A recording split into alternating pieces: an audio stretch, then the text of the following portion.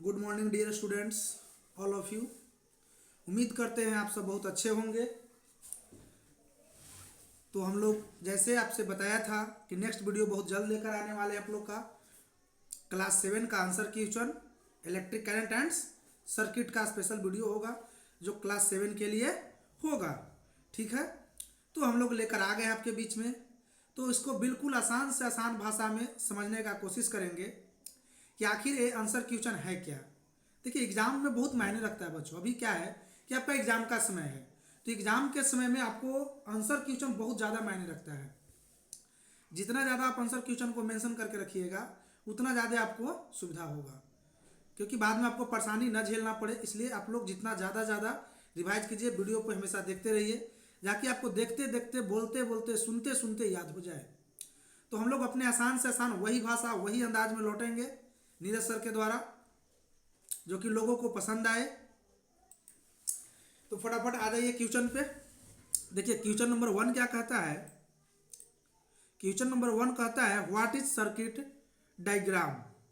तो देखिए, question number 1 कहता क्या है हमारा कि व्हाट इज सर्किट डायग्राम, कि सर्किट का जो डायग्राम होता है वो क्या करता है। आप सोचिए, सर्किट पढ़ाए थे ना, इलेक्ट्रिक सर्किट, कि सर्किट का डायग्राम है जो क्या करता। तो सर, सर्किट का जो डायग्राम होता है वो रिप्रेजेंट करता है, क्या करता है, represent of electric component symbol.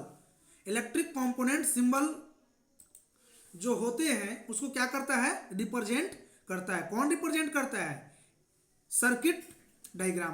तो लिख लेंगे आंसर में क्या, it is symbol representation of an electric circuit. ये क्या करता है, रिप्रेजेंटेशन ऑफ इलेक्ट्रिक सर्किट, यानी इलेक्ट्रिक सर्किट को क्या करता है, दर्शाता है। कौन दर्शाता है, सर्किट डायग्राम। तो इस तरह से क्वेश्चन 1 कंप्लीट किए। चलिए क्वेश्चन नंबर 2 देखिए, which property of conduction wire is utilised in making electric fuse. कहता है कि वह कौन सा गुण है कंडक्शन इलेक्ट्रिक करंट का जो यूटिलाइज करता है इलेक्ट्रिक फ्यूज के लिए। तो सर सिंपल है, लो मेल्टिंग पॉइंट। क्या होना चाहिए, मेल्टिंग पॉइंट इसका कम होना चाहिए, क्योंकि लो मेल्टिंग पॉइंट लगाइएगा तभी तो इसमें जब शॉर्ट सर्किट होगा या ओवरलोडिंग होगा तो फ्यूज का तार जो है मेल्ट कर जाएगा। तो क्या हो जाएगा, broke the path of electric circuit. नहीं तो इलेक्ट्रिक सर्किट ब्रोक नहीं करेगा। तो इसके लिए क्या लिखेंगे हम लोग, low melting point of the wire. जो वायर होगा उसका मेल्टिंग पॉइंट क्या होना चाहिए, लो होना चाहिए। देखिए question number 3, what is electric current. Electric current क्या है, simple, flow of electron. Already कई बार बताया है कि फ्लो ऑफ इलेक्ट्रॉन को क्या कहते हैं, इलेक्ट्रिक करंट। तो क्या लिखेंगे, electric current is flow of electrons. क्या होता है, फ्लो ऑफ इलेक्ट्रॉन्स को ही इलेक्ट्रिक करंट कहते हैं, है ना। कोई दिक्कत, चलिए आगे बढ़ जाइए। आज एक क्वेश्चन नंबर 4 कहता है why does light bulb get hot. कहता है कि जो बल्ब जो लाइट जो देता है वो हॉट क्यों होता है ना। Simple, heating effect of electric current. तो light bulb gets hot due to the heating effect of electric current. एक बल्ब जो है जब प्रकाश देता है तो वह heating effect of electric current पे काम करता है।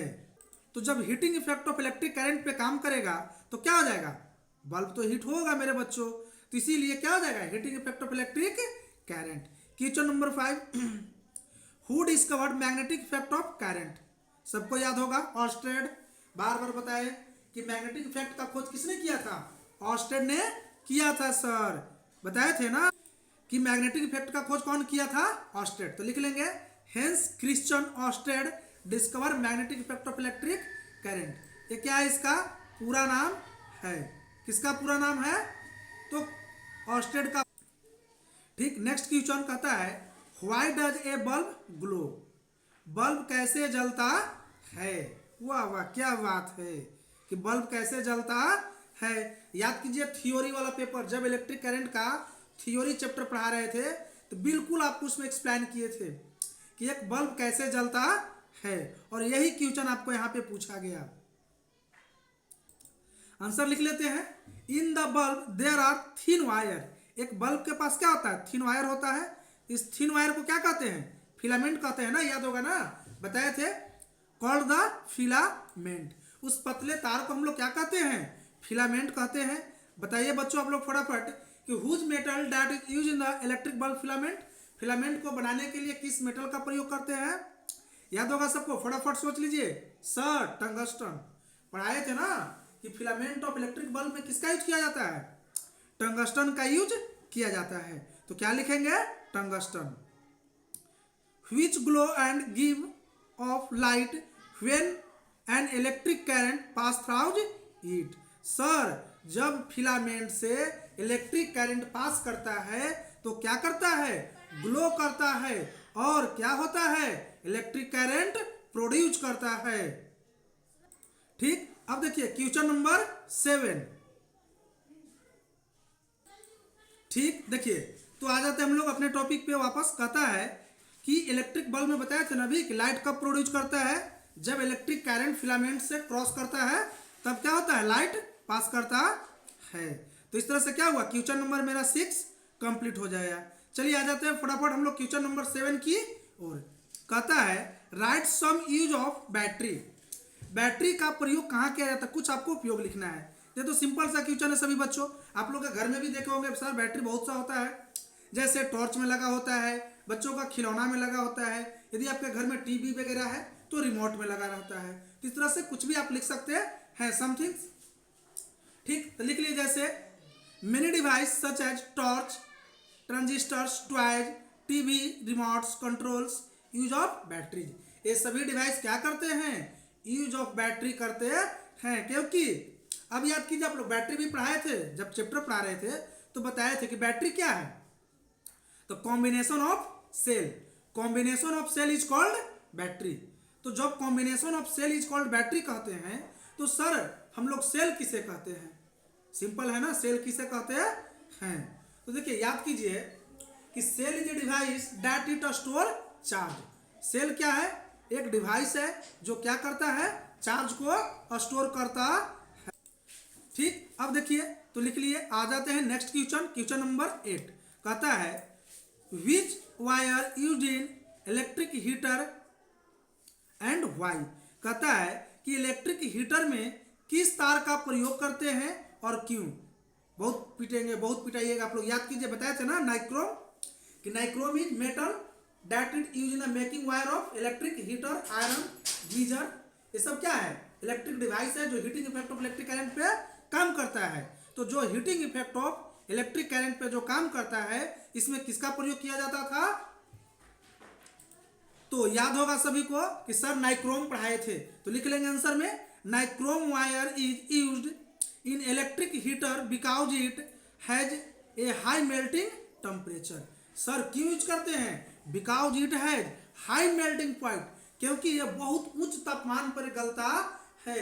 अन्यथा आप लगा दीजिएगा तांबा और एल्युमिनियम का तार तो सर वो तो तुरंत हीट हो जाएगा, और हीट होने के बाद जैसे ही हाई हीट हो जाएगा तो क्या हो जाएगा, वो इजीली मेल्ट कर जाएगा। जब मेल्ट कर जाएगा, पिघल जाएगा, तो broke the path of electric current. So do not supply the electric current to the another device and do not produce heat.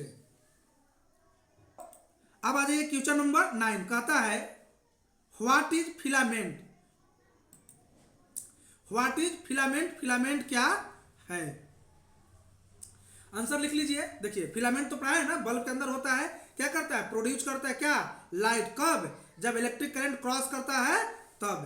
तो in the bulb there is a thin wire, bulb के अंदर एक पतला wire होता है, is called filament. उसे क्या कहते हैं, फिलामेंट कहते हैं।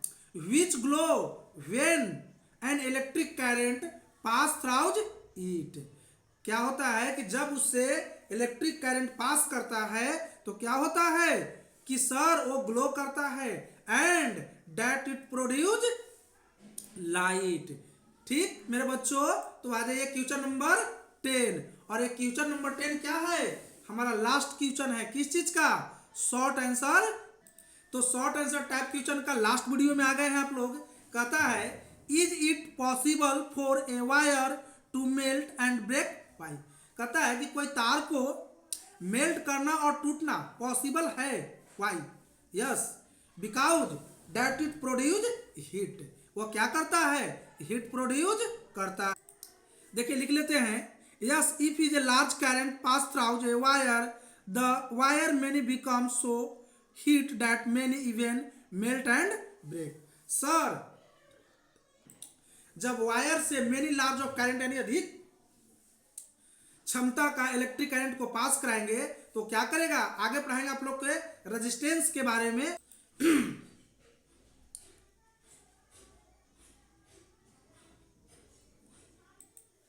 ठीक, तो देखिए आ जाते हैं शॉर्ट में। पहला क्वेश्चन मैंने सेलेक्ट किया आपके लिए, टाइपिंग किया है कि what is heating effect of electric current. Simple question बताया हुआ। Heating effect of electric current क्या है सबको पता है ना, बस छाप दीजिए। The wire gets hot when an electric current pass through it.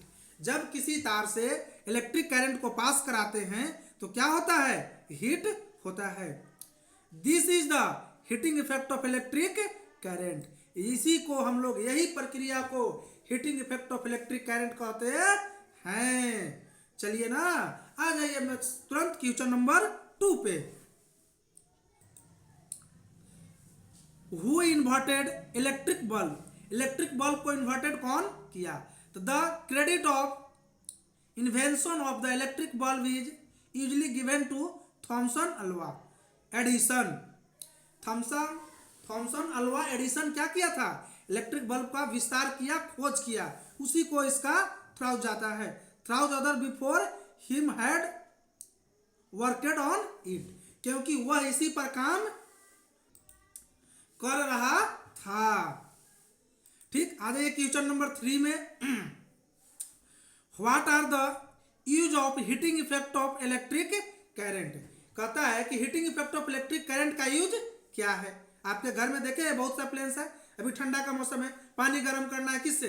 Heating effect of electric current. खाना बनाना है, heating effect of electric current. कपड़ा को आयरन करना है, heating effect of electric current. Many ways बहुत से रीजन है सर। तो electric appliance such as impressions, heaters, hot plates, iron, geyser, electric kettles, hair dries use heating effect of electric current. ये सब कुछ डिवाइस का मैंने नाम सेलेक्ट किया आपके लिए, लिखा, टाइप किया, जो कि क्या करता है? Explain the symbol of electric cell. Explain the symbol of electric cell कहता है कि एक्सप्लेन करना है किसका? Symbol of electric cell. तो in the symbol of electric cell the longer line represent the positively term and thinner short is the negatively term. देखिए याद रखिएगा कि जब हम लोग इलेक्ट्रिक सेल बनाते हैं, बैटरी बनाते हैं, तो जो बड़ा वाला टर्मिनल होता है ना, ये पॉजिटिव होता है, और छोटा वाला क्या होता है? निगेटिव। यानी ये दोनों क्या आपका निगेटिव है और दोनों पॉजिटिव होगा। ठीक, देखिए question number 5, name in 2 effects of electric current. कहता है कि 2 गो नाम लिखना है किसका? इलेक्ट्रिक करंट का। मैं 3 पढ़ाया हूं, अभी आपसे मैं 2 पूछ रहा हूं, और मैं क्या पढ़ाया हूं आपको? 3 पढ़ाया हूं। तो the 2 effects of electric current are heating effect of electric current, chemical effect of electric current, और तीसरा याद होगा magnetic effect of electric current. तो यहाँ पे मैग्नेटिक हिंट टाइप किया है, तो चलिए मैग्नेटिक पढ़ लीजिए, और तीसरा chemical effect of electric current. क्योंकि मैं आपको 3 पढ़ाया था, चलिए कोई बात नहीं, मैं यहाँ पे 2 ही पूछा हूँ, तो आप लोग 2 ही नोट कीजिएगा, बाकी एग्जाम में देख लीजिएगा। यदि 3 पूछेगा तो तीसरा हो जाएगा क्या? Chemical effect of electric current. आ जाइए क्वेश्चन नंबर 6 पे। कहता है why are fuse wires not used in circuit containing electric cell. कहता है कि इलेक्ट्रिक फ्यूज वायर को हम लोग सेल में क्यों नहीं लगाते हैं? आंसर लिख लीजिए। Fuse wire are not used in circuit containing electric cell because the amount of current flow is low and if the circuit break down is no risk of fire. कहता है कि सर यदि आप fuse वाला तार को electric circuit में लगा दीजिएगा तो सर उसका मेल्टिंग पॉइंट बहुत कम होता है, और फटाफट उससे शॉर्ट सर्किट होगा और आग लग जाएगा। इसीलिए फ्यूज वायर को इलेक्ट्रिक सर्किट में सर नहीं लगाना चाहिए, है ना मेरे बच्चों। तो आ जाइए क्वेश्चन नंबर 7। कहता है what is an electric circuit. Electric circuit क्या है, डिफिनेशन बच्चों याद कीजिए, बहुत पहले बताए थे, लिख देते हैं डिफिनेशन इसका कि the electric circuit provide a closed path of electricity to pass between two terminals of electric cell. ठीक, ये क्या कहता है, कंप्लीट पाथ बनाता है सेल के बीच में, और किसका पाथ होता है, फ्लो ऑफ इलेक्ट्रिक करंट।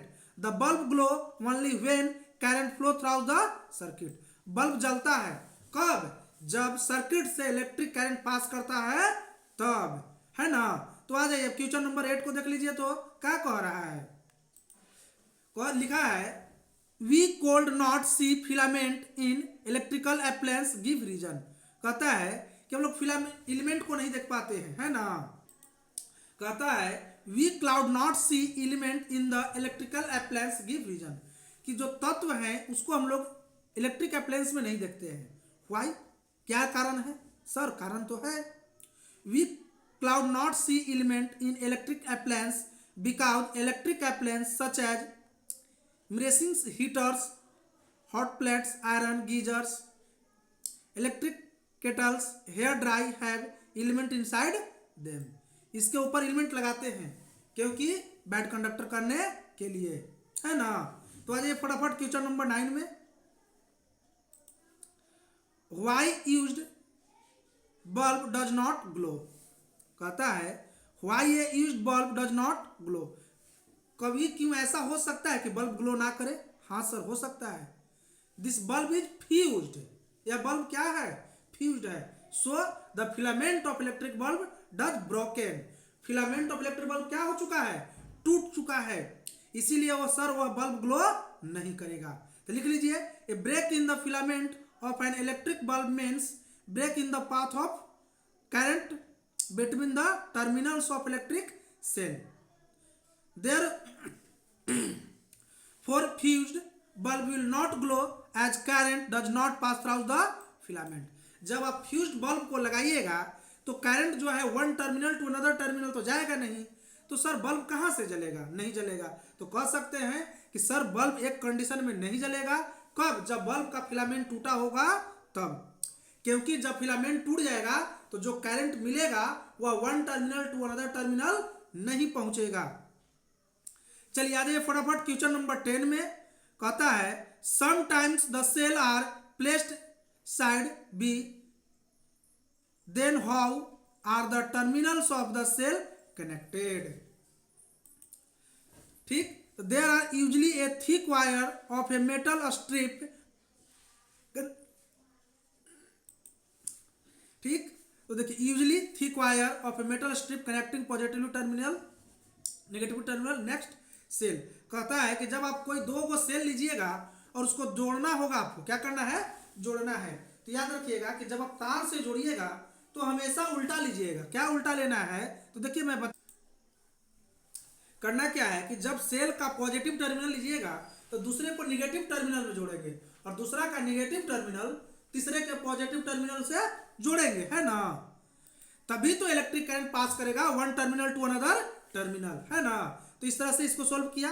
आज एक क्वेश्चन नंबर 11 में कहता है why should we look for ISI mark on electrical appliance. कहता है कि ISI मार्क क्या होता है, इलेक्ट्रिक अप्लायंस के ऊपर। देखिए मैंने लिख दिया before buying any electric appliance we should look for ISI mark because this is mark ensure that the appliance safe and wastage of energy is the minimum. ठीक, अब देखिए ISI क्या होता है, यह एक सरकार के द्वारा चलाया गया ऐसा व्यवस्था है कि जिसमें कि हम लोगों के द्वारा किया क्या जाता है कि जो भी अप्लायंस बनता है वो कम से कम वोल्टेज क्षमता में ज़्यादा हमको काम कर सके, तो वही चीज़ देख कर लेना। ठीक, अब देखिए क्वेश्चन नंबर 12 कहता है, question number 12 on what factors does the heat produce in wire depend. कहता है कि वह कौन सा फैक्टर है जिसके ऊपर डिपेंड करता है क्या चीज़, कि यह तार गर्म कितना होगा नहीं होगा। देखिए है ना, तो लिख देते हैं कि the amount of heat produce in a wire depend on it's material length and thickness. These four different requirements, the wires of different materials and different length of thickness of are used. कहता है कि जो आप तार लेते हैं उसकी मोटाई, पतला और लंबाई पे डिपेंड करता है उसका हीट, है ना। चलिए क्वेश्चन नंबर 13 देखिए क्या कहता है। What is battery, how can it be made using cell. कहता है कि बैटरी क्या है, how can it made using cell, और सेल कैसे बनाया जाता है। तो सबसे पहले कॉम्बिनेशन बताए थे ना कि 2 and 2 more than, a combination of 2 और मोर सेल इज कॉल्ड बैटरी। जब 2 या 2 से अधिक सेल को जोड़ा जाता है तो क्या कहते हैं, बैटरी कहते हैं। Battery can be made by connecting two more cells together, the positive terminal of one cell connected to the negative terminal of next cell. कहता है कि जो आप 2 गो सेल लेते हैं तो एक सेल का पॉजिटिव टर्मिनल दूसरे सेल का निगेटिव टर्मिनल से जोड़ दीजिए, तो इसी को हम लोग क्या कहते हैं, बैटरी कहते हैं, है ना। तो चलिए फटाफट आ जाइए क्वेश्चन नंबर 14 पे। कहता है do you think an electromagnet can be used for separating plastic bag from garbage, help explain। कहता है कि क्या हम लोग इलेक्ट्रोमैग्नेट का यूज कर सकते हैं, क्या चीज के लिए, कूड़ा कचरा से प्लास्टिक वगैरह को सेपरेट करने के लिए। नो, लिख लेते हैं, no an electromagnet can not be used for separating plastic bag from a garbage have because the plastic bag is non magnetic material and will not be attracted by an electromagnet। कहता है कि plastic जो है एक non magnetic material है। कैसा material है, non magnetic material है, और वह जब नॉन मैग्नेटिक मटेरियल है तो वो क्या करेगा, नॉन मैग्नेटिक मटेरियल प्लास्टिक उसको अट्रैक्ट नहीं करेगा। सॉरी, इलेक्ट्रोमैग्नेट यानी मैग्नेट जो होगा प्लास्टिक को अट्रैक्ट नहीं करेगा, तो इस तरह से क्या होगा, सेपरेट नहीं हो पाएगा। तो चलिए आ जाते हैं फटाफट हम लोग लॉन्ग क्वेश्चन की ओर। शॉर्ट क्वेश्चन भी हम लोग कंप्लीट किया, लॉन्ग क्वेश्चन में कुछ ही क्वेश्चन सेलेक्ट किए आपको, ज़्यादा नहीं। जो VVI क्वेश्चन है उसी को सिलेक्ट किया गया आपके लिए। तो देखिए पहला क्वेश्चन VVI है आपको, व्हाट आर इलेक्ट्रोमैग्नेट्स, ये VVI क्वेश्चन है, इलेक्ट्रोमैग्नेट क्या है, ठीक ना। ये VVI क्वेश्चन हम रट लीजिएगा, इसको एग्जाम में आएगा तो आएगा। कहता है a core of magnetic material surrounded by a coil of wire behaves like a magnet when electric current flows through it. When the electric current is switched off, a coil generally loses magnetism. Such coils are called electromagnet। कहता है कि आपको क्या लेना है, एक coil लेना है। अब इलेक्ट्रोमैग्नेट देखिए होता क्या है कि एक किसी नॉन मैग्नेटिक मटेरियल के ऊपर, मान लिया सपोज दैट यह एक नॉन मैग्नेटिक मटेरियल है और इसके ऊपर हम तांबे को तार को ऐसे ऐसे लपेटते हैं, ठीक ना। अब जब आप इसके दोनों टर्मिनल में इलेक्ट्रिक करंट को सप्लाई कीजिएगा तो यह अपने आसपास क्या बनाएगा, मैग्नेटिक फील्ड बनाएगा, तो इससे हम लोग इलेक्ट्रोमैग्नेट कहेंगे। आप लोग देखे हैं जैसे घर में लगा मोटर, पंखा, ये सब क्या है, मैग्नेटिक है, क्योंकि इसके अंदर क्या होता है, इलेक्ट्रोमैग्नेट होता है। चलिए फटाफट क्वेश्चन नंबर 2 पे आ जाइए। देखिए क्वेश्चन नंबर 2 कहता है how does a heating element work in the electric heater. कहता है कि एलिमेंट जो है इलेक्ट्रिक हीटर के अंदर कैसे काम करता है, हीट करता है, बताए थे ना, वही चीज सेम लिख दिए हैं। An electric room heater can be, electric heater use to cooking all of this containing of a coil wire, this coil wire is called an element. ठीक, अब देखिए इसके अंदर क्या होता है, एक एलिमेंट होता है जो कि नाइक्रोम का बना होता है, ठीक ना, याद रखिएगा नाइक्रोम का बना होता है। When these appliances are switched on after containing the electric supply, their elements becomes red hot, give out heat. अब यह क्या करता है, लाल हो जाता है और हीट हमको प्रोवाइड करता है। तो इस तरह से हमने क्वेश्चन नंबर 2 को कंप्लीट किया। Question number 3, what is MCB and what is used for. कहता है MCB क्या है, मल्टी सर्किट ब्रेकर, याद है ना, और इसका क्या प्रयोग है। तो these days mutual circuit breakers MCB, ठीक, इन geniusly being used in place of fuse. These are switches which automatically turn off when the circuit in the expand to the safe limit. We can turn them on the circuit is once again completed। देखिए बता देते हैं कि MCB क्या होता है, आपके घर में लगा होता है, जब शॉर्ट सर्किट वगैरह या ओवरलोडिंग होता है तो ऑटोमेटिक एक स्विच होता है जो गिर जाता है, वही एमसीबी होता है। सभी के घर में लगा होता है एमसीबी, है ना। तो आ जाइए, चलिए फटाफट क्वेश्चन नंबर 4 में देखिए। क्वेश्चन नंबर 4 कहता है an electrical is carrying out some repairs in our house, he wants to replace a fuse by a piece of wire, will you arrange give reason for response. कहता है कि आपके घर में जब फ्यूज जल जाता है तो कुछ इलेक्ट्रिशियन आकर वहां पे तार लगा देते हैं, क्या यह सही है? No, it is very high risk. क्योंकि होगा क्या कि जब शॉर्ट सर्किट होगा तो वह मेल्ट नहीं करेगा, और जब मेल्ट नहीं करेगा ना तो क्या होगा, वहां पे ओवरलोडिंग हो जाएगा, तो घर में रिस्पांस मिलेगा कि जो भी डिवाइस वगैरह सब जल जाएगा। तो लिख लेते हैं, no electrician should not be replaced a fuse by pieces of wire because for us wire made by some special material are used to so that melt quickly and break when the large electric current pass through them। कहता है कि यह बहुत तेजी से melt नहीं होगा जब शॉर्ट सर्किट होगा तब, इसीलिए कोई इलेक्ट्रिशियन आता है और घर में आपके काम करता है कि फ्यूज की जगह पे तार लगा देता है, तो ऐसा काम उसे नहीं करने देना है। आ जाइए क्वेश्चन नंबर 5 पे। कहता है what are the reason for excessive currents in the electrical circuit. ठीक, one reason for excessive currents in the electrical circuit is the deterrent touching of wire. This may happen if the insulation of one the wire has come off due to the wire and T. Many cases short circuits. Another reasons for excessive currents can be connections of many devices to the single socket. This में भी cause of the overloaded in the circuit. कहता है कि यदि आप overloaded कर दीजिएगा तो क्या होगा, शॉर्ट सर्किट का खतरा बढ़ जाएगा, इसलिए घर को ओवरलोडेड से बचाना है। आ जाते हम लोग क्वेश्चन नंबर 6 पे। तो कहता है an electric bulb result in the wastage of electricity comment. ठीक, an electric bulb is use to for light but also give out heat. यह लाइट तो देता है लेकिन साथ में हीट भी देता है। This is not desirable, this result in the wastage of electricity. This waste can be reduced by using fluorescent tube lights placed in the bulbs. Compact fluorescent lamp CFL also reduce waste and can be fixed the ordinary bulb holder। कहता है कि जो bulb आप लोग 100 वाट 200 वाट का जलाते हैं मत प्रयोग कीजिए, उसके जगह पे क्या कीजिए, CFL का यूज कीजिए। यह क्या करेगा, इलेक्ट्रिसिटी को बचाएगा। क्वेश्चन नंबर 7 ये हम लोग का लास्ट क्वेश्चन है, क्वेश्चन नंबर 7 है ना। तो क्वेश्चन नंबर 7 ही लास्ट होगा इस चैप्टर का।